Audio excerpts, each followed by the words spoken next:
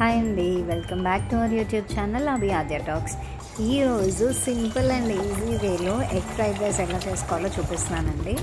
ఏం లేదు, ఫస్ట్ ప్యాన్లో ఆయిల్ పోసుకొని అందులో 2 ఎగ్స్ బీట్ చేసుకొని వేసుకోండి.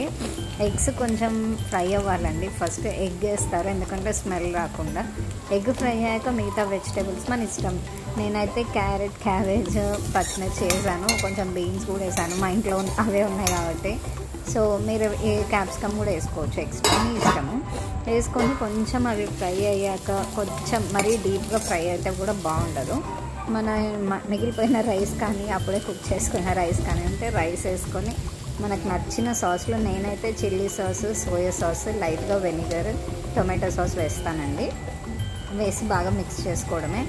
యాక్చువల్గా ఇవన్నీ కూడా మనకు బయట దొరికే ఫ్రైడ్ రైస్ అంత టేస్టే వస్తుందండి. మనం బయట తిని పాడైపోయిన మూకుళ్ళు వాళ్ళు రుద్ది చేసిన ఫ్రైడ్ రైస్ తినడం కంటే ఏదో గుడిలో మెల్లలాగా ఇలా ఇంట్లో చేసుకోవడం చాలా బెటర్ అండి. హెల్త్ పరంగా కూడా చాలా మంచిది. అలాగే మన టేస్ట్ క్రేవింగ్స్ కూడా తగ్గుతాయి. నేను extra pepper powder, garam masala వేసానండి ఇందులో, అంతే. ఇవి బాగా మిక్స్ చేసుకొని సర్వ్ చేసుకోవడమే. చాలా ఈజీ అండ్ ఫాస్ట్గా అయిపోతుంది.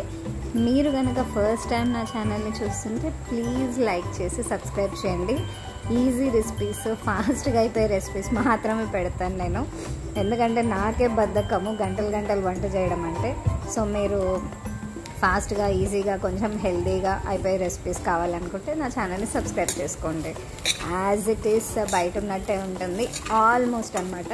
బయట చెదారంలో చేస్తాం కాబట్టి చాలా టేస్టీగా ఉంటుంది. మన ఇంట్లో హెల్తీగా చేసుకుంటాం కాబట్టి అంత టేస్టీగా ఉండకపోవచ్చు. అంతే, హాట్గా సర్వ్ చేసుకోండి. బాయ్. చాలా బాగుంది కదండి చూడ్డానికైతే. బాయ్.